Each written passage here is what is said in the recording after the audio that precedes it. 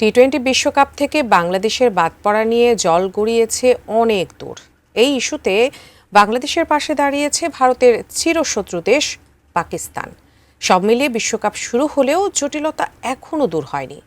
এরই মধ্যে আইসিসি ও পিসিবির জরুরি বৈঠকে যোগ দিতে পাকিস্তান গিয়েছেন বাংলাদেশ ক্রিকেট বোর্ডের সভাপতি আমিনুল ইসলাম বুলবুল। তাহলে চলমান বিশ্বকাপের মধ্যেই পর্দার আড়ালে কি হতে যাচ্ছে, বিস্তারিত জানাচ্ছেন শেখ ফরিদ।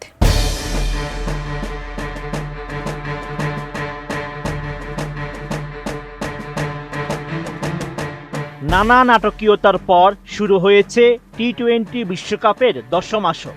এবারের বিশ্বকাপে বাংলাদেশকে বাদ দেওয়ার প্রতিক্রিয়ায় ভারতের সঙ্গে গ্রুপ পর্বের ম্যাচ বয়কট করেছে পাকিস্তান। কিন্তু বিশ্বকাপের মাঝেই বিসিবি ও পিসিবির সঙ্গে বৈঠকে বসেছে আইসিসি।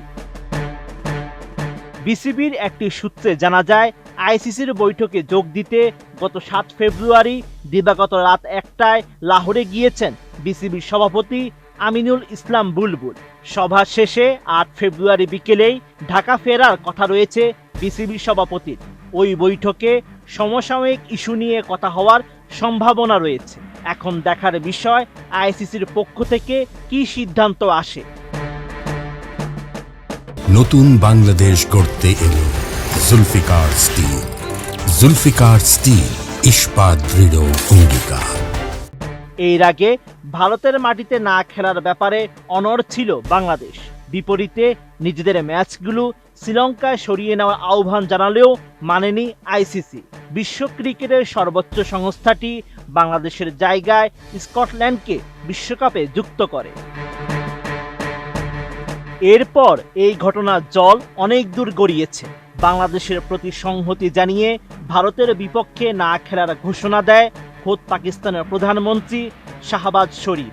সেই ইস্যুতে আইসিসি ও পিসিবির মাঝে নিয়মিত যোগাযোগ চলছে, যাতে পাকিস্তানকে ভারত ম্যাচ খেলার জন্য রাজি করাতে পারে।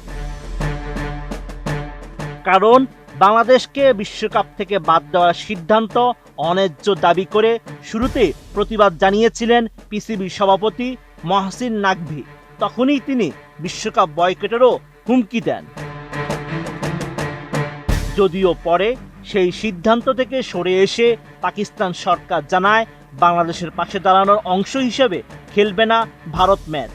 ওই ম্যাচের উপর আইসিসি সহ সংশ্লিষ্ট সব পক্ষেরই বিরাট অঙ্কের আর্থিক লাভ ক্ষতি নির্ভর করছে। তাই বিষয়টি সমাধানে মরিয়া ক্রিকেটের সর্বোচ্চ নিয়ন্ত্রণ সংস্থাটি। Sheikh Farid, ATN news.